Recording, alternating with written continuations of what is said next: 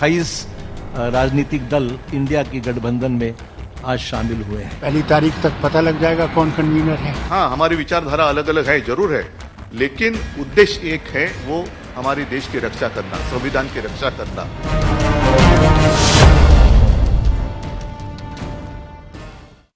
नमस्कार, स्वागत है आपका जेके लिस्ट प्राइम टाइम में। मैं हूं आपके साथ सना वारिस। 2024 लोकसभा चुनाव के लिए बीजेपी के खिलाफ बने INDIA यानी इंडिया गठबंधन की 31 अगस्त से 2 दिन की तीसरी बैठक होनी है। 1 सितंबर तक चलने वाली ये बैठक मुंबई में होगी। बैठक का एजेंडा लगभग तय हो गया है। इस बैठक में इंडिया गठबंधन के चेयरमैन के नाम पर चर्चा होगी। इसके अलावा बैठक में झंडा भी तय किया जा सकता है। बताया जा रहा है कि गठबंधन ने देश भर में 450 लोकसभा सीटों की पहचान कर ली है, जहां सिर्फ एक उम्मीदवार उतारा जाएगा। विपक्षी गठबंधन की पहली बैठक 23 जून को पटना में हुई थी, जबकि दूसरी बैठक 17 और 18 जुलाई को बेंगलुरु में हुई थी। इसी बैठक में गठबंधन को इंडिया का नाम दिया गया था। 31 और 1 तारीख को होने वाले इंडिया के इस बैठक में देश भर से भाजपा विरोधी नेता मुंबई पहुंचने लगे हैं। इस बैठक में जम्मू कश्मीर से महबूबा मुफ्ती और फारूक अब्दुल्ला पहुंच रहे हैं, लेकिन हकीकत यह भी है कि पीएम पद के कई दावेदार भी तीसरी मीटिंग से पहले सामने आने लगे हैं। गठबंधन में शामिल पार्टियों के नेता बयान देकर इस सवाल को तूल दे रहे हैं।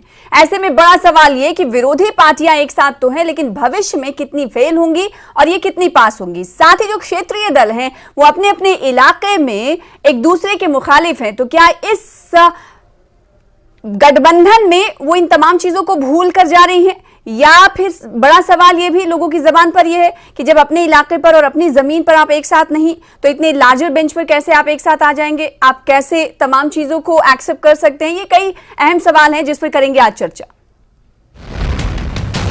28 राजनीतिक दल इंडिया की गठबंधन में आज शामिल हुए हैं। पहली तारीख तक पता लग जाएगा कौन कन्वीनर है। हाँ, हमारी विचारधारा अलग अलग है, जरूर है, लेकिन उद्देश्य एक है, वो हमारे देश की रक्षा करना, संविधान की रक्षा करना।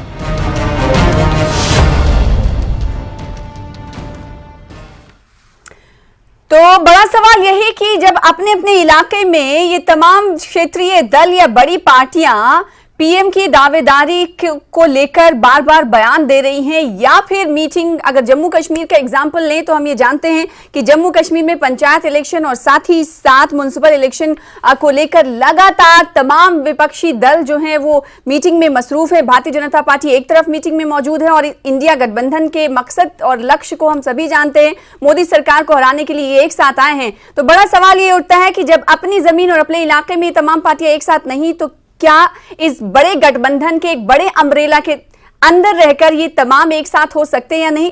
और इसीलिए सवाल उठता है कि क्या ये गठबंधन फेल होगा या पास, या फिर कितना पास होगा और कितना फेल। कई हमारे साथ खास मेहमान जुड़ेंगे, आज इसी मुद्दे पर करेंगे चर्चा। हमारे साथ कई खास मेहमान आपको टीवी स्क्रीन पर नजर आ रहे हैं। कांग्रेस से हमें ज्वाइन कर रहे हैं गुलाम नबी मोंगा साहब, एक्स MLC रह चुके हैं। आपका स्वागत है, वेलकम हमारे साथ जुड़ने के लिए, वक्त देने के लिए। इसके अलावा एडवोकेट आरिस पठानिया साहब भारतीय जनता पार्टी के प्रवक्ता, स्पोक्स पर्सन है, आपका भी वेलकम करते हैं खास विषय पर चर्चा करने के लिए, हमें वक्त देने के लिए। इसके अलावा वरिंदर सिंह सोनू साहब को आप देख सकते हैं। वरिंदर सिंह सोनू साहब PDP के प्रवक्ता हैं, आपका भी स्वागत करते हैं। सबसे पहले मैं चाहूंगी कि गुलाम नबी मोंगा साहब आपसे ये सवाल लिया जाए कि जहां एक तरफ बड़े अम्ब्रेला के तहत आप तमाम सब एक साथ आ रहे हैं, इसमें जाहिर सी बात है बहुत सारी ऐसी चीजें होंगी जिसे तमाम पार्टियों को कहीं ना कहीं दरकिनार करना होगा, और वो तमाम चीजें एक्सेप्ट करनी होंगी जो नहीं करना चाहती होंगी क्षेत्रीय पार्टियां। लेकिन सवाल ये उठता है कि अगर जम्मू कश्मीर की बात हम करें, तो जम्मू कश्मीर में तमाम पार्टियां और आप खुद, कांग्रेस खुद पंचायत इलेक्शन को लेकर और साथ ही साथ म्युनिसिपल इलेक्शन को लेकर गहमा गहमी में मसरूफ है और रणनीति बना रहे हैं, और दूसरी तरफ आप एक साथ आ रहे हैं। तो सवाल यही लोगों के जहन में उठ रहा है कि अपने इलाके और अपने परिप्रेक्ष्य में और अपने संभाग में जब एक साथ नहीं, तो वहां पर कैसे एक साथ आएंगे, और ये आखिर ये गठबंधन कहलाएगा क्या इसमें सफलता मिलेगी या नहीं? ये कई ऐसे सवाल हैं जो उठ रहे हैं। मोंगे साहब। देखिए, आपका बहुत बहुत शुक्रिया, और मेरे जो साथी पैनलिस्ट हैं उनका भी खैर मकदूम है। और जहां तक आपने ये 2 प्रश्न, मुझे लग रहा है 2 सवाल आपने मेरे से किए। एक तो ULB जो इलेक्शंस जहाँ हो रहे हैं और पंचायत के, मैं समझता हूं ये तो इस वक्त रेलिवेंट है नहीं। अगर आपने स्टेटहुड का दर्जा देके यहाँ असेंबली इलेक्शन किए होते तो अच्छा था। जो लोग चाहते हैं, आम लोग जो चाहते हैं जम्मू कश्मीर के, वो चाहते हैं कि इलेक्शन हो। यूएलबी का इलेक्शन ठीक है, पंचायत का इलेक्शन ठीक है, असेंबली का इलेक्शन क्यों नहीं हो रहा? पहले उसका जवाब मैं ये देता। लोग परेशानी के आलम में यहाँ है, यहाँ उनको देखभाल सही नहीं हो रही है। गवर्नर आज इसका सब्स्टिट्यूट नहीं है डेमोक्रेसी में, नंबर 1।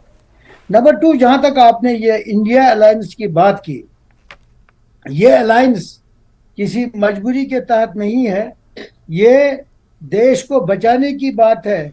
जिस दिशा में इस वक्त देश जा रहा है वो एक बहुत ही खतरनाक माहौल बन रहा है। जो नफरत की सियासत यहाँ फैल रही है, उससे मुल्क का नुकसान होगा, उससे देश का नुकसान होगा। उस नुकसान में कहीं ऐसा न हो कि जब हम इसको होशियार हो जाए कि क्या हो रहा है, उस वक्त तब तक बहुत आगे निकल गया होगा वो टाइम कि वो हम उसको बचा सके। लिहाजा जो ये पॉलिटिकल पार्टीज हैं, उन्होंने जब देखा नफरत की सियासत यहाँ फैल रही है जिससे नुकसान देश को होगा, वहां हिंदू या मुस्लिम का सवाल नहीं है, वहां देश का, हमारे प्यारे देश हिंदुस्तान का नुकसान होगा। उसकी तरफ जब हमारे लीडरों ने, दो आपस में मतभेद होती रहती है, वो पॉलिटिकल होता है, लेकिन यहाँ एक होके देश को बचाना है, मोहब्बत की सियासत को लाना है, यहाँ डेवलपमेंट का काम करना है, यहाँ एजेंसीज को यूज नहीं करना है। जो एजेंसियां मिसयूज हो रही हैं इस वक्त पॉलिटिकल अपोनेंट्स के खिलाफ, जो एक माहौल बना है, वो आपको भी पता है, वो देश भी देखता है, वो सब लीडर्स भी देखते हैं। लिहाजा ये सब लीडर्स इस वजह से इकट्ठे हो गए हैं ताकि देश हमारा मुकम्मल तौर और मजबूत हो जाए। और ये जो नफरत की सियासत है, ये नफरत की सियासत यहाँ से चली जाए। ठीक है, तो कांग्रेस का ये मानना है कि छोटी छोटी चीजों को हम दरकिनार कर रहे हैं बड़े मकसद के लिए। बड़ा मकसद ये है कि नफरत की सियासत को खत्म करना। वरिंदर सिंह सोनू साहब, आपके पास आना चाहेंगे इस सवाल के साथ। छोटे छोटे मकसद को, छोटी छोटी चीजों को दरकिनार करने की बात कांग्रेस कह रही है। पीडीपी क्या अब इस पर अपना रिएक्शन देना चाहेगी कि जब आप पर ये सवाल या आवाम की तरफ से ये सवाल खड़े होते हैं कि ये तो नेता हमारे यहाँ ही लड़ रहे होते हैं, अब ये मुंबई जा रहे हैं और वहां पर एक बड़े गठबंधन का हिस्सा हो चुके हैं, तो वहां पर ये क्या खास कर पाएंगे? इन पर तो वैसे भी यही सवाल उठ रहे हैं। देखिए, ऐसे है सन्ना जी कि सबसे पहले तो जो इंडिया गठबंधन जो बना है वो तो पूरे देश में गठबंधन बना है और तमाम अपोजिशन की पॉलिटिकल पार्टी इसमें शामिल है। हमारा मकसद इस वक्त संविधान को बचाना और देश को बचाना है। जिस तरीके से भारतीय जनता पार्टी या मोदी सरकार, मैं कह लूं, या दिल्ली वाले इस देश के संविधान को ही खत्म करना चाहते हैं, असंवैधानिक काम सारे ये करना चाहते हैं, हम उनको रोकने के लिए इकट्ठे हैं। भाई, चुनाव तो पार्लियामेंट का आ रहा है सबसे पहले, बाकी असेंबली चुनाव या कोई ऐसी बात तो जम्मू कश्मीर में कोई है नहीं। तो जो चुनाव जिसके लिए इंडिया बना है वो पूरे देश के लिए बना है। हमने एक फैसला किया पीपल्स डेमोक्रेटिक पार्टी की लीडरशिप ने कि अगर जैसे कांग्रेस या बाकी पार्टियां मिलकर के गठबंधन बन रहा है जिससे हमने बीजेपी को रोकना उसके कम्युनल एजेंडे में और देश के संविधान को खत्म करने में और देश की हित की बात करने के, तो हम उसके लिए साथ आए हैं। ठीक कहा मोंगा साहब ने, हम बड़े मकसद के लिए इकट्ठे हैं। ये छोटे मकसद हैं, हम तो बड़े मकसद के लिए इकट्ठे हैं कि जहां बीमारी है, जहां परेशानी है, यहां पर वो बैठकर जम्मू कश्मीर के लोगों की छोड़िए पूरे देश के संविधान को खत्म कर रहे हैं। हम संविधान को बचाने के लिए आए हैं। दूसरी बात, जब असेंबली का चुनाव होगा या दूसरा चुनाव होगा तब की बात तो तब होगी जब दूसरा कोई चुनाव ही नहीं, तो उसके ऊपर हम बात क्या करें। पार्लियामेंट के लिए एजेंडा बन चुका है, अलायंस बन चुका है और इंडिया नाम का अलायंस हमने बना लिया है। उसमें कांग्रेस बड़ी पार्टी है, उसमें नेशनल कॉन्फ्रेंस भी शामिल है, उसमें पीपल्स डेमोक्रेटिक पार्टी भी शामिल है। तो हमारा ये है कि जिस तरीके से आप देखिए पूरे देश को चलाया जा रहा है, खासतौर जम्मू कश्मीर को जिस तरीके से डील किया जा रहा है, जिस तरीके से यहाँ 4 लोग जम्मू कश्मीर को चला रहे हैं और उन चारों लोगों में से कोई वो बंदा नहीं है जो जम्मू का रहने वाला हो या कश्मीर का रहने वाला हो।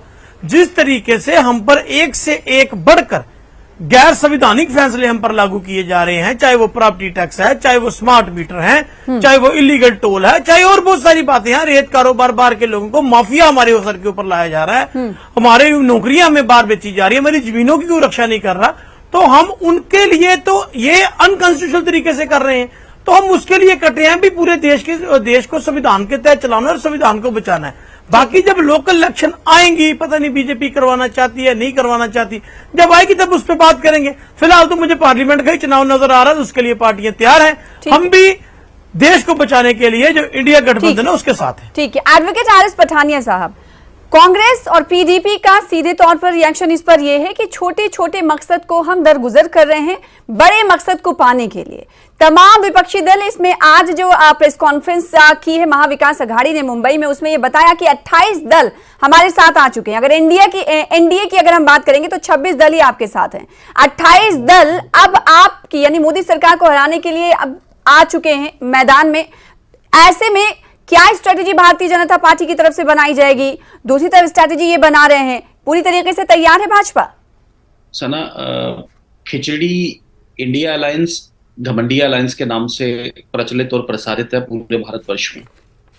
एक खिचड़ी है और इस खिचड़ी का सबसे पहले ना तो कोई मैनिफेस्टो जिसे कहते हैं घोषणा पत्र है, ना ही इनका कोई वैचारिक जिसे कहते हैं किसी विषय पे जिसके कहते हैं इनकी एक एकाग्रता जिसे कहते हैं यूनानिमिटी है, ना ही इनके काम करने के तरीके पे और एजेंडा में इनका जिसे कहते हैं कहीं ना कहीं एक आत्मता और भारत को एक अल्टरनेटिव देना।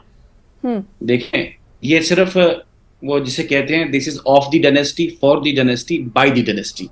कुछ परिवार इकट्ठा होकर एक ऐसा सरकार, एक ऐसा नेता, एक ऐसा कॉम्बिनेशन जिसने भारत के लोगों की एस्पिरेशंस को टच किया है। बड़े शॉर्ट में और संक्षिप्त में Bharatiya Janata party believes in politics of development, विकास की राजनीति में यकीन करती है।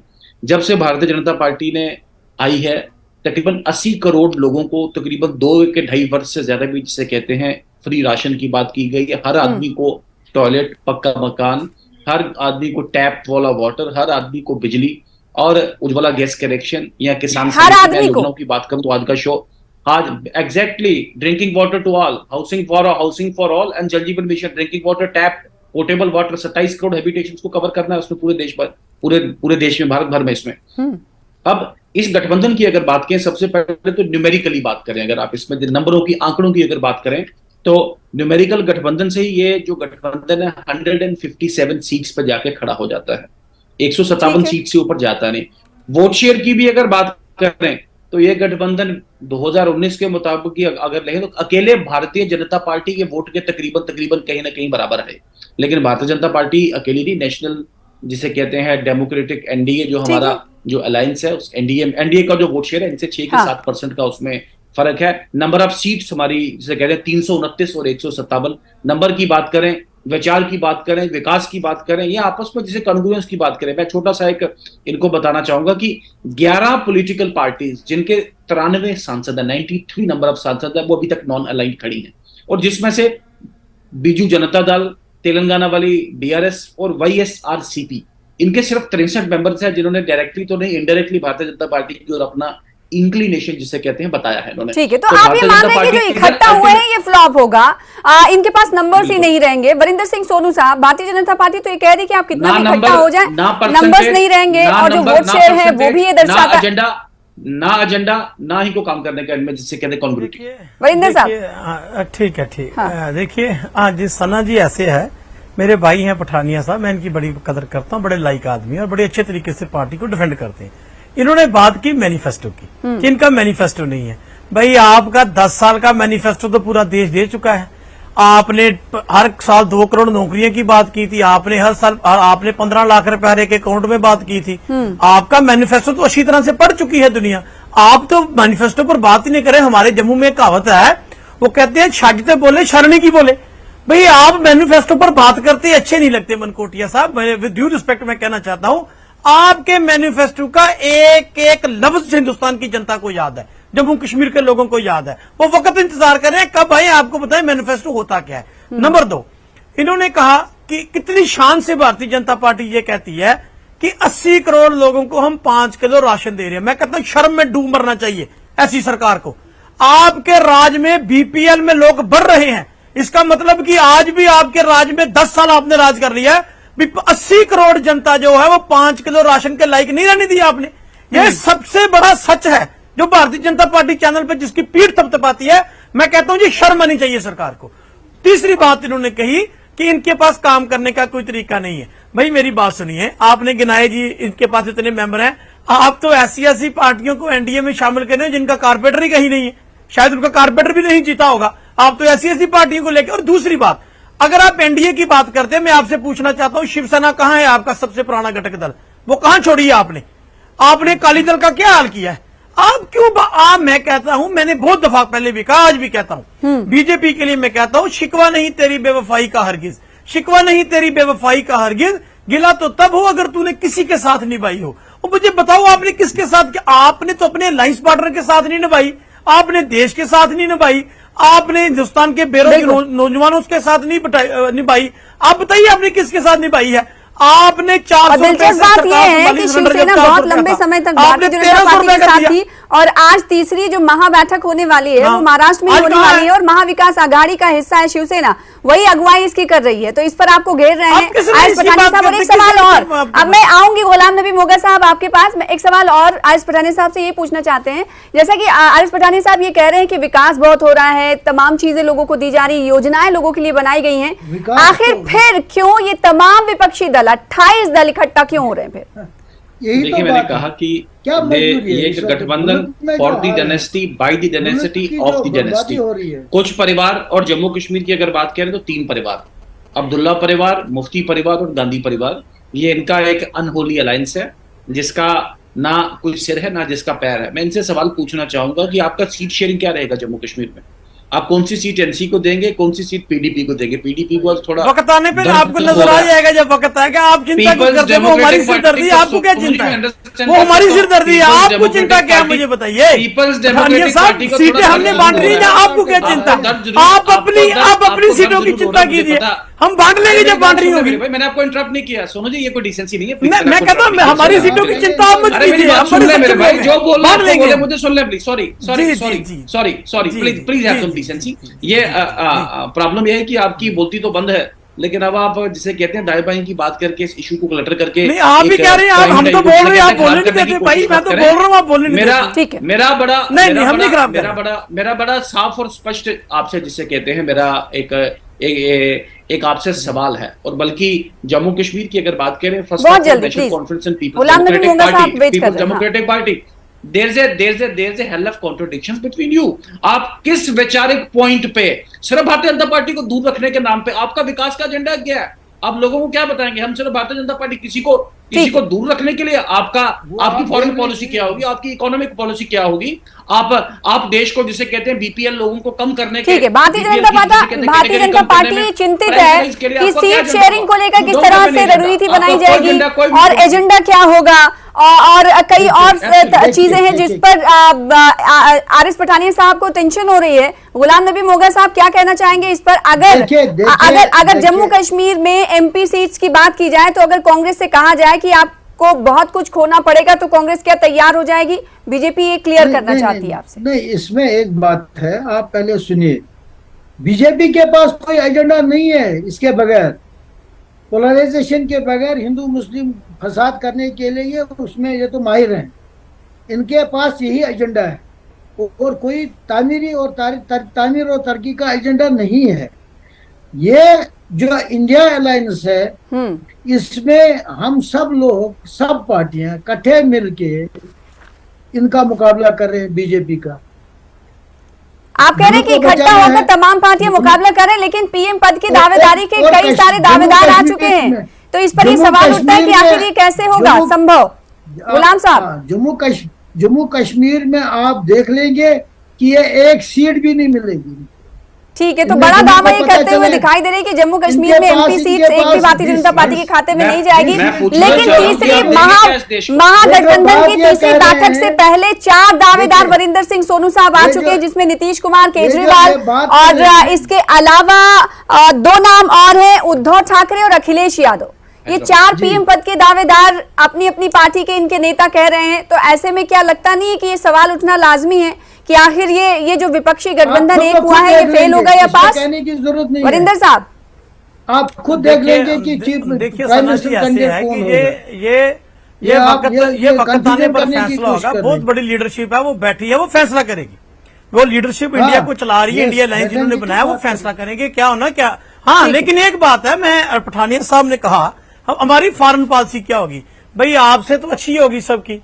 आपके राज में चाइना और अरुणाचल के पास दिल्ली से लेकर अरुणाचल तक 600 गांव बसा चुका है। आपकी एक्सटर्नल पॉलिसी क्या है? और ये बता दीजिए क्या आपका 56 इंच का सीना कहाँ है?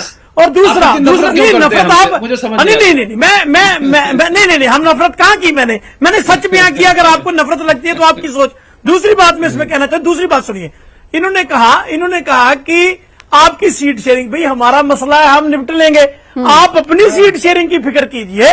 ये हमने अलायंस बनाया है पार्टियों ने, ये हमारी सिरदर्दी है। आप क्यों अपनी एनर्जी इस पे वेस्ट करते हो? आप एनर्जी वेस्ट कीजिए अपनी एक्सटर्नल पॉलिसी पर। आप एनर्जी वेस्ट कीजिए जो लोगों के साथ आपने मैनिफेस्टो में वादे किए थे। तो एक्सटर्नल पॉलिसी भाजपा से अच्छी होगी। आपके पास एनर्जी दूसरी जगह ना लगाएं कि ये लोग क्या करेंगे। एनर्जी भाजपा के लिए आप बचा कर रखे। वरिंदर सिंह सोनू साहब का ये सलाह है। ये आयस पठानिया साहब, भारतीय जनता पार्टी।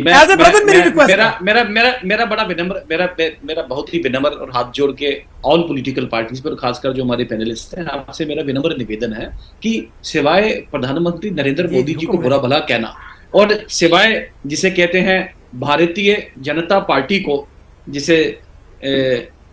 सिवाय भारतीय जनता पार्टी को बुरा भला कहना, भारतीय जनता पार्टी की पॉलिसियों की just for the sake of criticism आपका उसका क्रिटिसिज्म कर रहे हैं, उसके अलावा आपके पास है कुछ नहीं। मैं पूछना चाहता हूं कि इस देश को देंगे क्या आप? इस देश के गरीब को, इस देश के जिसे कहते हैं दलित को, इस गरीब के शेड्यूल्ड ट्राइब को, इस देश के पछड़ा पसमानदा और विशेषकर पसमानदा मुसलमान को क्या देंगे आप? आपका व्यू पॉइंट क्या है? आपका एजेंडा क्या है? आप इस देश को कैसे ड्राइव करेंगे? एजेंडा तय करने के लिए तो कल महा बैठक हो रही है। अभी तक आयस पठानिया साहब कल तक आप भी वेट कर रहे हैं क्या? आपका एजेंडा तो बड़ी अच्छी तरह देश ने देख लिया, आपसे अच्छा ही होगा। नहीं हुई है agenda. You have only one agenda, that is Hindu Muslim and Bengal. You have only one agenda, we have more agenda than you. Ghulam Nabi Mohammad साहब, भारतीय जनता पार्टी ये कह रही है जो विपक्षी नेता हो रहे हैं, इनके पास कोई काम नहीं है। काम सिर्फ ये है कि भारतीय जनता पार्टी और मोदी जी को बुरा भला कहना। Don't worry, not like you. You are the only one agenda, Hindu Muslim. Fight between Hindu Muslim and make you a political ground. We don't like this. Third largest economy. We are secular. We are Ghulam Nabi मोंगा साहब से मेरा सवाल ये है कि भारतीय Janata party कह रही है कि आप लोगों के पास मोदी जी को बुरा भला कहने के अलावा कुछ है नहीं। कांग्रेस तो नेशनल पार्टी है। हम बुरा भला हमारी जबान से आप वो नहीं सुनेंगे। हम पॉलिटिक्स करते हैं और कंस्ट्रक्टिव अपोजिशन का रोल अदा कर रहे हैं। ये जो बीजेपी वाले, इनके पास कहने के लिए कुछ भी नहीं है। इस 10 साल का रिपोर्ट कार्ड तो आपके सब सामने है, सब लोगों के सामने है। ये आप बौखलाहट का शिकार हुए हैं। This is completely desperation. ये अंडर डेस्परेशन ये बातें करते हैं। इनको परेशानी हुई है कि इनसे हुकूमत जा रही है, लोग इनके खिलाफ हो रहे हैं, वोट इनके खिलाफ पड़ेंगे और इंडिया अलायंस जीत के आ जाएगी। ठीक है वरिंदर साहब, आपका क्या कुछ रिएक्शन है जल्दी से? यहाँ हिंदुस्तान में हमारे मुल्क लास्ट कमेंट क्या जी? मैं एक ही बात कहना चाहता हूँ पठानिया साहब से। उन्होंने कहा कि आप सिर्फ बीजेपी को क्रिटिसाइज या हमारी गवर्नमेंट को क्रिटिसाइज करते हैं। हाँ। भाई जिसके ऊपर जिम्मेवारी हम तो उसी से पूछेंगे। मैं एक ही बात कहना चाहता हूँ। ठीक है, जिसके हाथ में देश के कमान है, सवाल तो उसी से होगा। आयस पठानिया साहब, सना जी एक मिनट। हाँ सना जी एक मिनट। सना जी एक बात रह गई। तू इधर उधर की ना बात कर, बता जे काफिला लुटा क्यों है? मुझे राजनों से गिला नहीं, तेरी रेबरी का सवाल है। भाई आपकी रेबरी का सवाल है, आप रेबर हो, आप देश को चला रहे हो। बिल्कुल, जिसके हाथ में कमान है उससे सवाल करेंगे। ये कहना विपक्षी दलों का, तो वही भारतीय जनता पार्टी का सीधे तौर पर ये कहना है कि ये तमाम जो पार्टियां हैं वो अपने अपने मकसद को दरगुजर करके एक साथ बड़े मकसद के लिए आ तो रही हैं, लेकिन मोदी जी का बाल भी बाका मोदी सरकार का नहीं कर पाएंगे क्योंकि इनके पास कोई एजेंडा नहीं है। माफी के साथ रिएक्शन नहीं ले पाएंगे आयस पठानिया साहब, वक्त नहीं है। बहुत शुक्रिया आपका, और साथ ही साथ गुलाम नबी मोगा साहब आपका भी बहुत शुक्रिया, वरिंदर साहब आपका भी बहुत शुक्रिया इस डिबेट का हिस्सा बनने के लिए और हमें वक्त देने के लिए। फिलहाल इसी के साथ आज के JKLH प्राइम टाइम में बस इतना ही, मुझे दीजिए इजाजत। लगातार देखते रहिए News 18 JKLH। नमस्कार।